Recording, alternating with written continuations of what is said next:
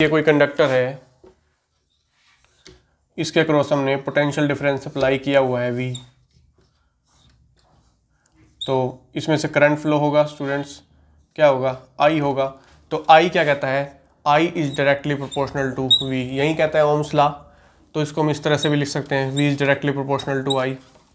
अब directly proportional का sign हटाने के लिए एक कांस्टेंट ऑफ प्रोपोर्शनलिटी चाहिए, क्या चाहिए, इक्वल करने के लिए कांस्टेंट ऑफ प्रोपोर्शनलिटी चाहिए, और उसी कांस्टेंट ऑफ प्रोपोर्शनलिटी का नाम क्या है, R, रेजिस्टेंस क्या है, R। तो R इज इक्वल टू क्या हो गया, V by I.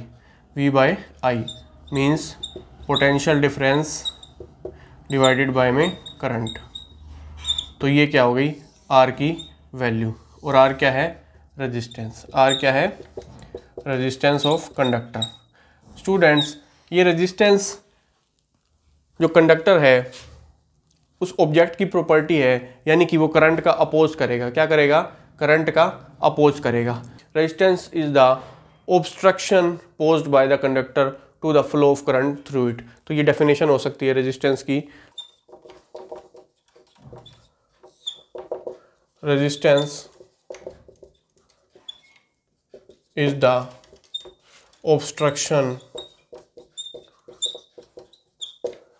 posed by the conductor to the flow of current through it. Resistance is measured in terms of ratio of potential difference and current to the current, ratio of potential difference to the current। तो ये भी इसकी क्या हो सकती है, definition हो सकती है, और ये भी क्या है, डेफिनेशन हो सकती है कि ऑब्स्ट्रक्शन है वो कंडक्टर इंटरनल उसकी प्रॉपर्टी है ऑब्जेक्ट की, यानी कि इस ऑब्जेक्ट की प्रॉपर्टी है कि वो अपोज करेगा अपने अंदर से करंट के फ्लो होने का। और क्यों होता है resistance, what is the cause of resistance. Students हम पहले पढ़ चुके हैं कि इसके अंदर से इलेक्ट्रॉन्स होते हैं, क्या होते हैं, इलेक्ट्रॉन्स होते हैं, और जो आयंस के साथ क्या करते रहते हैं, कोलाइड करते रहते हैं। अगर ये आयंस के साथ कोलाइड ना करें तो जस्ट यहाँ पे पहुँच सकते हैं, बट उनके कोलिजन के कारण इन्हें कुछ टाइम लगता है, तो वही जो रुकावट है वो क्या है, रेजिस्टेंस है। तो अगर कोज ऑफ रेजिस्टेंस आ जाता है तो हम कैसे लिख सकते हैं, what is the cause of resistance, what is the cause of resistance. तो रेजिस्टेंस का कारण क्यों होता है, क्या कारण है रेजिस्टेंस का, क्यों ये होता है, तो it is due to collisions of free electron with ions or atoms inside the conductor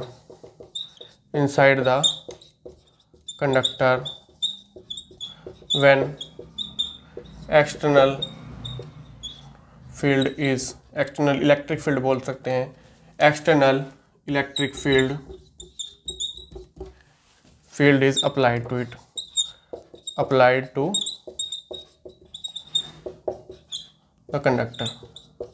तो जब कंडक्टर के अक्रॉस हम पोटेंशियल डिफरेंस या इलेक्ट्रिक फील्ड अप्लाई करते हैं तो क्या होता है, आयंस के साथ कोलाइड करेंगे इलेक्ट्रॉन क्या चाहेंगे, पॉजिटिव एंड की तरफ आना, तो इस तरह से आते हुए क्या होगा, इनका कोलिजन्स होगा और उसमें क्या लगेगा, टाइम लगेगा। तो इट मीन्स क्या है कि वो करंट का अपोज करेंगे, क्या करेंगे, करंट का अपोज करेंगे। अगर किसी भी मेटल का या किसी भी ऑब्जेक्ट का रेजिस्टेंस 0 हो जाता है तो उसमें से करंट क्या हो जाता है, इनफाइनाइट फ्लो करने लग जाता है, क्या हो जाता है, इनफाइनाइट फ्लो करने लग जाता है। वो सुपर कंडक्टर के केस में होते हैं, हम देखेंगे बाद में कि उनकी रेजिस्टिविटी 0 हो जाती है, वो टेम्परेचर के हिसाब से होती है। तो अगर उसकी ये 0 टर्म करनी है तो आई को क्या करना पड़ेगा हमें, इनफाइनाइट। वाई एक्सिस में हम क्या लिख सकते हैं, करंट लिख सकते हैं वाई एक्सिस में, और एक्स एक्सिस में हम क्या लिख सकते हैं, पोटेंशियल डिफरेंस लिख सकते हैं, यानी कि वी लिख सकते हैं, और ये क्या है, करंट है। तो डायरेक्टली प्रोपोर्शनल का ग्राफ कैसा होता है स्टूडेंट, ऐसा ही होता है, यानी कि जैसे v बढ़ेगा वैसे वैसे i बढ़ेगा, और v घटेगा तो i घटेगा, करंट फ्लो कम होगा। तो इस तरह से स्टूडेंट्स ये इसका क्या है, ग्राफ है। क्या है? ये इसका ग्राफ है। तो ये हो गया ओम्स लॉ, रेजिस्टेंस की डेफिनेशन। अब रेजिस्टेंस की हम यूनिट वगैरह देख लेते हैं क्या होती है। Unit and dimensional formula.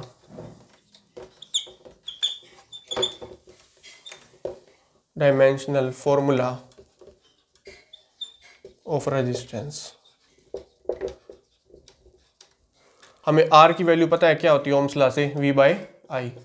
अगर हम 1 वोल्ट का पोटेंशियल डिफरेंस अप्लाई कर दें और उससे 1 एम्पियर करंट फ्लो हो जाए तो क्या बोलेंगे? 1 ओम बोलेंगे। क्या बोलेंगे? 1 ओम।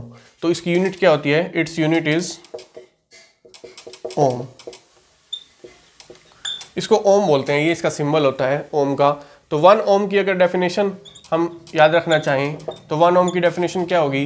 1 ohm is the resistance, it is the resistance offered by the conductor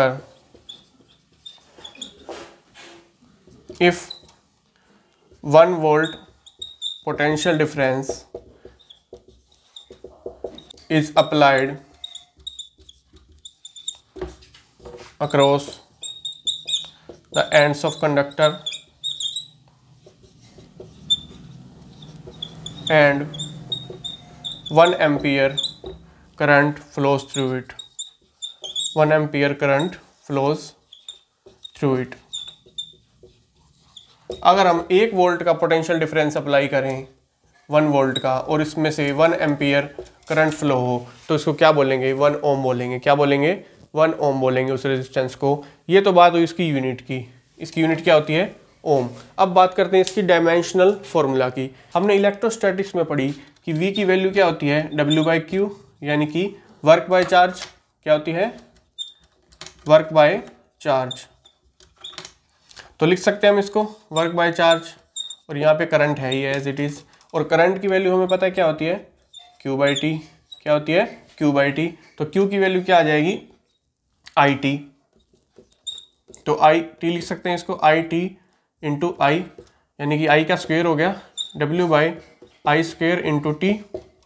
अब डायमेंशनल फॉर्मूला हमें इजीली पता है, वर्क का क्या होता है? M1 L2 T-2। ये डायमेंशनल फॉर्मूला किसका होता है? वर्क का होता है, फोर्स इंटू डिस्प्लेसमेंट करके। और I का क्या लिखेंगे? I का डायमेंशनल फॉर्मूला हमें लिखना चाहे तो एम्पियर ही लिखना पड़ेगा हमें, एम्पियर स्क्वायर, क्योंकि MLT में तो आता नहीं है। और टाइम का अगर हम डायमेंशनल फॉर्मूला लिखना चाहें तो टाइम का हम क्या लिख सकते हैं? T⁻1 ऐसे ही लिखेंगे। अब ऊपर ले जाएंगे इसको, M1 L2 T⁻, ऊपर जाके क्या हो जाएगा? -1, यानी कि -3 हो जाएगा। और ampere. Specific resistance, specific resistance, या जिसको क्या बोलते हैं? रेजिस्टिविटी भी बोलते हैं। क्या बोलते हैं? रेजिस्टिविटी भी बोलते हैं। उसको रो से डिनोट करते हैं हम स्टूडेंट्स, रो। जैसे रेजिस्टेंस को R से डिनोट किया वैसे रेजिस्टिविटी को रो से डिनोट करते हैं। स्टूडेंट्स हमें पता है कि R की जो वैल्यू है, R is directly proportional to length. हमें दिख रहा है स्टूडेंट्स, कंडक्टर की लेंथ के डायरेक्टली प्रोपोर्शनल है, यानी कि लेंथ अगर डबल करेंगे, if length is doubled then resistance will be doubled. If length of conductor is doubled then resistance of conductor will be doubled. अब एरिया की क्या है ये स्टूडेंट्स? Inversely proportional. तो एरिया की क्या हो गया? ये inversely proportional. If area of the conductor is doubled then resistance will be halved. Resistance आधा हो जाएगा अगर एरिया को डबल करेंगे तो ये हमें पता लग रहा है इस फॉर्मूला से। अब ये अगर वेरिएबल हम करें, उसकी डायमेंशंस को घटाएं बढ़ाएं तो रेजिस्टेंस पे क्या पड़ता है? फर्क पड़ता है। रेजिस्टेंस घट या बढ़ जाएगा, क्योंकि रेजिस्टेंस क्या है? It is the property of object. जैसा ऑब्जेक्ट लेंगे, जितना डायमेंशन का हम लेंगे, उसका रेजिस्टेंस उतना वेरी करेगा। बट अब इन दोनों को जब हम डायरेक्टली प्रोपोर्शनल लिख सकते हैं L/A। अब इनको इक्वल करने के लिए एक टर्म चाहिए, वो क्या होगी? रेजिस्टिविटी ही होगी। क्या होगी? रेजिस्टिविटी ही होगी। रेजिस्टिविटी क्या होगी यहाँ पे? Constant of proportionality. Constant of proportionality बनाया है इसको, और यही क्या होगी? रेजिस्टिविटी। यही क्या होगी? रेजिस्टिविटी।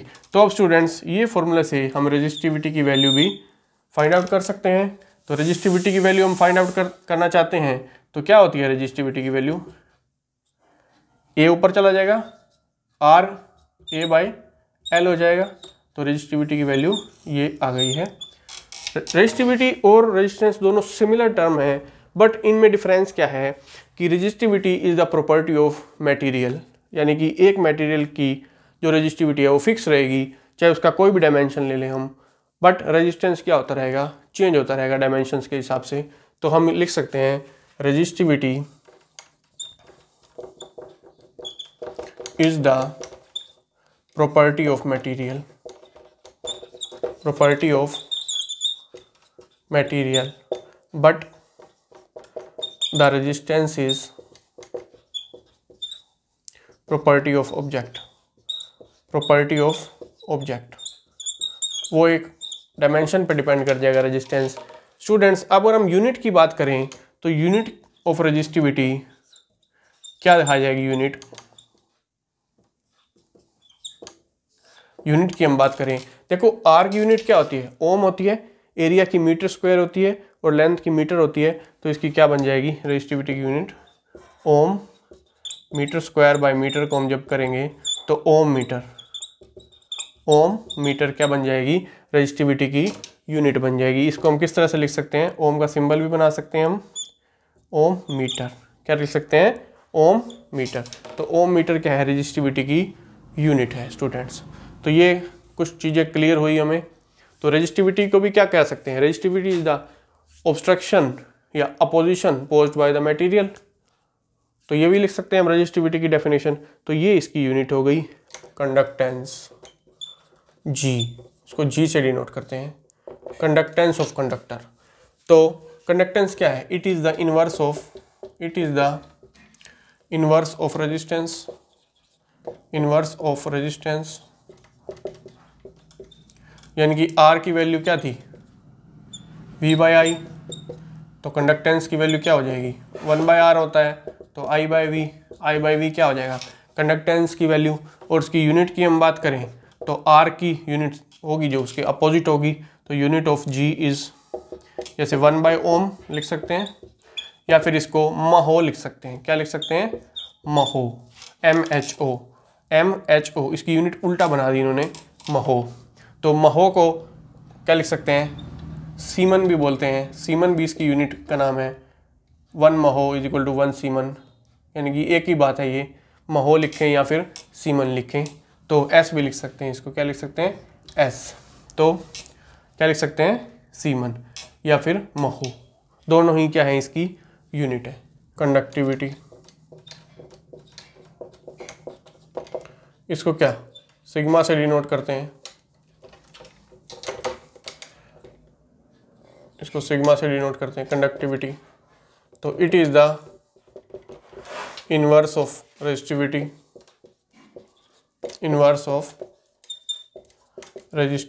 यानी कि ये रो का इनवर्स होती है, 1 बाय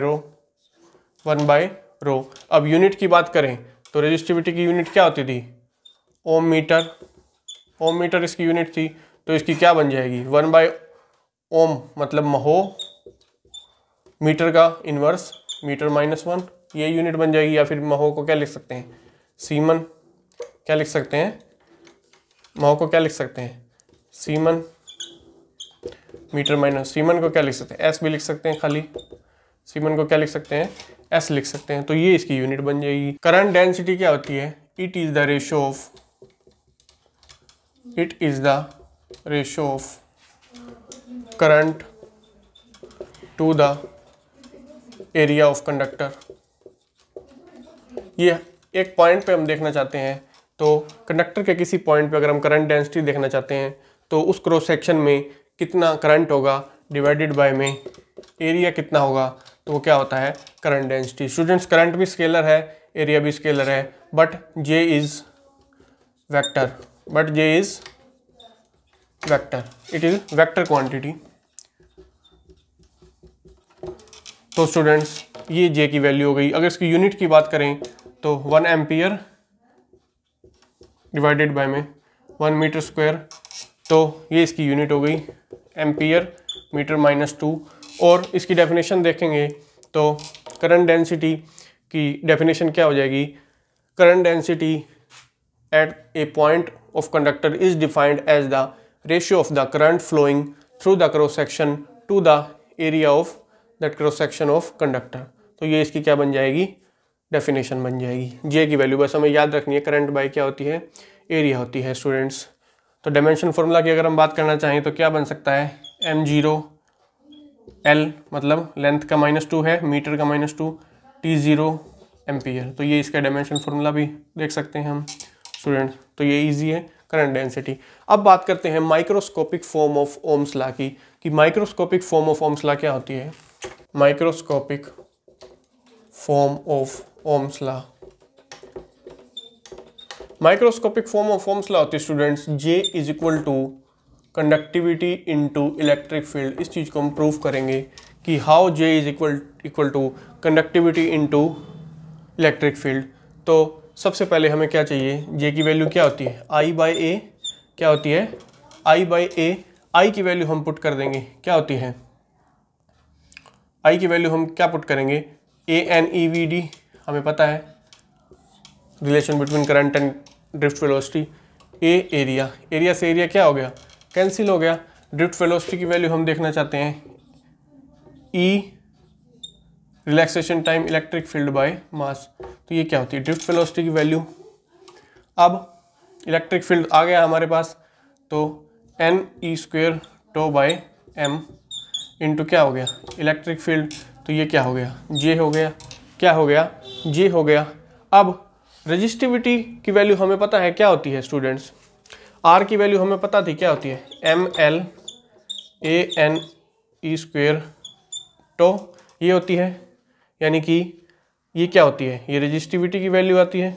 ये क्या होती है, रेजिस्टिविटी की वैल्यू हो गई M/NE² टो। और कंडक्टिविटी की वैल्यू क्या करना चाहें, अगर हम कंडक्टिविटी की वैल्यू फाइंड आउट करना चाहते हैं तो 1 बाय रेजिस्टिविटी यानी कि NE² टो बाय m। यही तो टर्म है NE² टो बाय m। तो इसको क्या लिख सकते हैं, कंडक्टिविटी लिख सकते हैं। तो J is equal to conductivity into electric field. तो ये students microscopic form of ohm's law भी इसको बोलते हैं, J is equal to conductivity into electric field. इसको प्रूव करने के लिए हमें क्या किया, सबसे पहले J is equal to I/A, I की वैल्यू पुट करी, ANEVD, A से A कैंसिल, NEVD, VD की वैल्यू पुट करी, ये आ गया। इलेक्ट्रिक फील्ड हमें मिल गया इसमें से, बाकी का जो टर्म है उसको अलग ले लेंगे। तो ये क्या होती है conductivity, how it is conductivity, because ये रेजिस्टिविटी की उल्टी होती है, इन्वर्स होती है रेजिस्टिविटी की। और रेजिस्टिविटी की वैल्यू हमें इस फॉर्मूले से हमें पता लगी थी, ML/ANE² टो।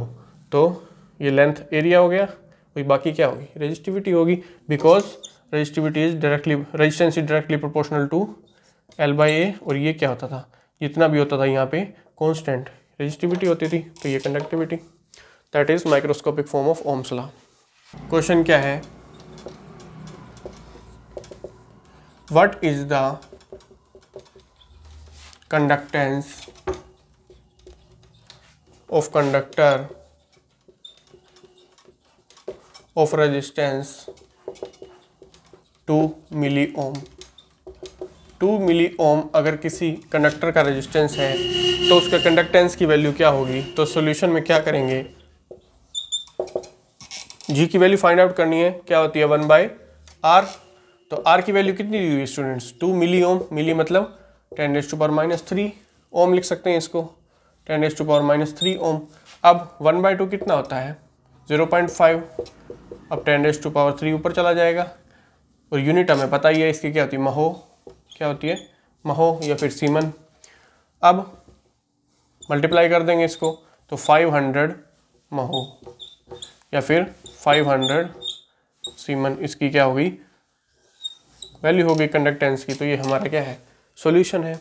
अब नेक्स्ट न्यूमेरिकल देखते हैं।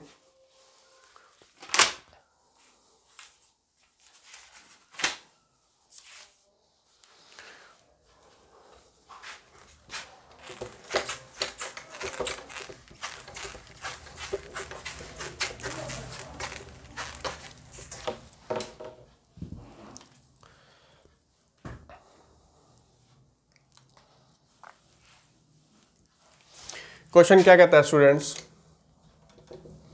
इफ 1 माइक्रो एम्पियर, क्या बोलता है, if 1 micro ampere current flows through the conductor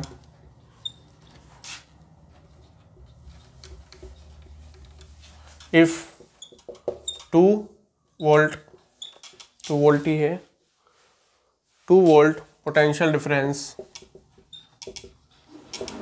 is applied across the conductor, then find the resistance,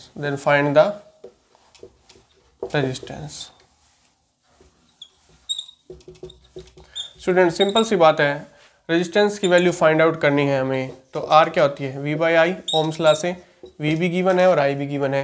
we कितना है 2 वोल्ट और आई कितना है 1 माइक्रो एम्पियर। 1 माइक्रो एम्पियर को क्या लिख सकते हैं 10⁻⁻⁶ एम्पियर, और आर की यूनिट हमें पता ही है क्या होती है, ओम होती है, तो 2 × 10⁻⁻6 ऊपर चला जाएगा, 10⁻6 आ जाएगा, तो 10⁻6 ओम। तो ये क्या हो जाएगी आर की वैल्यू। तो ये स्टूडेंट सिंपल सा न्यूमेरिकल है, ओम्स लॉ पे वी की वैल्यू गिवन हो और आई की वैल्यू गिवन हो तो वी बाई आई करके हम निकाल सकते हैं इसको। अब जो टॉपिक है वो classification of material in terms of electrical conductivity, यानी कंडक्टिविटी की टर्म्स में अगर हम देखें तो मटेरियल्स को 3 टाइप्स में हम क्लासीफाई कर सकते हैं। तो टॉपिक का नाम क्या है,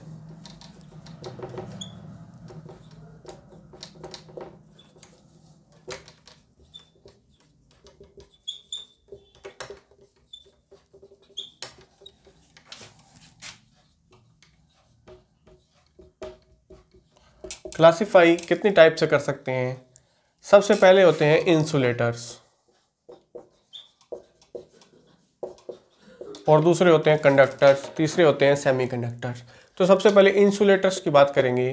इंसुलेटर्स कौन से मटेरियल्स होते हैं, insulators are the materials whose electrical conductivity is very very small, मतलब इनकी इलेक्ट्रिकल कंडक्टिविटी बहुत कम होती है, नील के बराबर होती है, तो इसको बोलेंगे insulators are the materials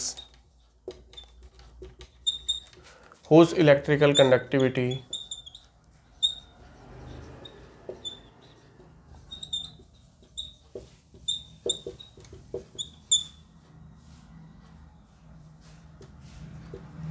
is very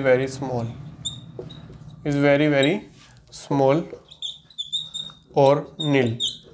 यानी कि अगर हम पोटेंशियल डिफरेंस बहुत ज़्यादा अप्लाई कर देते हैं तो भी उसमें करंट जो है जनरेट नहीं होता। यानी कि अगर ये कोई कंडक्टर है, इसके कोई इंसुलेटर्स है, इसके अक्रॉस हम पोटेंशियल डिफरेंस अप्लाई कर देते हैं बहुत ज़्यादा, तो भी इसमें करंट लगभग किस 0 के बराबर फ्लो होता है, तो उसको क्या बोलते हैं, इंसुलेटर्स बोलते हैं। तो उसके एग्जांपल कौन कौन से हो सकते हैं, जैसे वुड, लकड़ी, रबड़, ग्लास। तो ये क्या है, इंसुलेटर्स के एग्जांपल है। यानी कि अगर if very high potential difference is applied across the ends of insulators then current will be either very very small और 0 नील। तो ये क्या है, इंसुलेटर्स।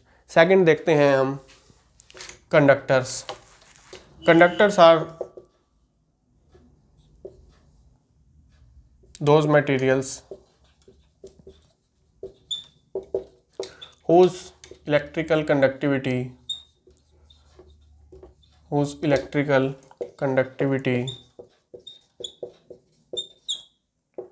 is very high, यानी कंडक्टिविटी की वैल्यू क्या होगी, बहुत ज़्यादा होगी। उनके एग्जाम्पल कौन कौन से हो सकते हैं, जैसे कॉपर है, Cu सिंबल होता है, एल्यूमिनियम है, Al सिंबल होता है, गोल्ड है, Au सिंबल होता है, सिल्वर है, Ag होता है। तो इस तरह से एग्जाम्पल हो सकते हैं और भी कंडक्टर्स के। तो उनकी इलेक्ट्रिकल कंडक्टिविटी बहुत ज़्यादा होती है। If a very small potential difference is applied across the ends of the conductors the current will be very high. इसको ऐसे लिख सकते हैं, if very small potential difference is applied across their ends, the current flown will be large। ज़्यादा current flow होता है अगर small potential difference apply कर दें। इंसुलेटर के केस में उल्टा था, अगर हाई पोटेंशियल डिफरेंस भी अप्लाई करते थे तो भी करंट 0 के बराबर फ्लो होता था। तो इसको क्या बोलते हैं, इनको कंडक्टर्स बोलते हैं। क्या बोलते हैं, कंडक्टर्स। थर्ड पे आते हैं सेमीकंडक्टर। स्टूडेंट्स, सेमीकंडक्टर्स क्या होते हैं? सेमीकंडक्टर वो मटेरियल्स होते हैं जिनकी कंडक्टिविटी इंसुलेटर से तो ज़्यादा होती है बट कंडक्टर से क्या होती है, कम होती है। तो थर्ड नंबर पे देखते हैं semiconductors.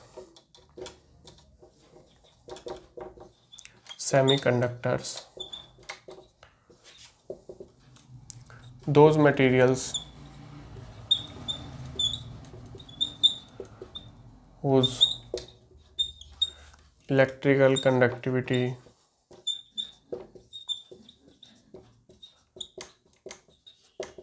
lies in between that of conductors and insulators, यानी इंसुलेटर्स और कंडक्टर के बीच की जो इलेक्ट्रिकल कंडक्टिविटी होगी वो इनकी होती है, आर कॉल्ड सेमीकंडक्टर्स। सेमीकंडक्टर्स। इसमें भी क्या होगा, इसमें भी अगर हम स्मॉल पोटेंशियल डिफरेंस अप्लाई करेंगे तो स्मॉल ही करंट फ्लो होगा, नील तो नहीं होगा, जीरो नहीं होगा, बट कुछ मेजरेबल करंट फ्लो होगा। तो उसको क्या बोलेंगे, सेमीकंडक्टर्स बोलेंगे। इनके एग्जांपल्स हम देख लेते हैं। जर्मेनियम,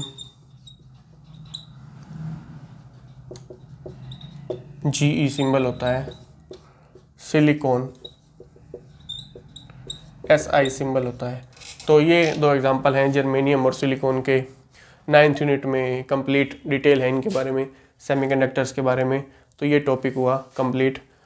3 टाइप के मटेरियल्स होते हैं, कंडक्टर, इंसुलेटर एंड सेमीकंडक्टर्स।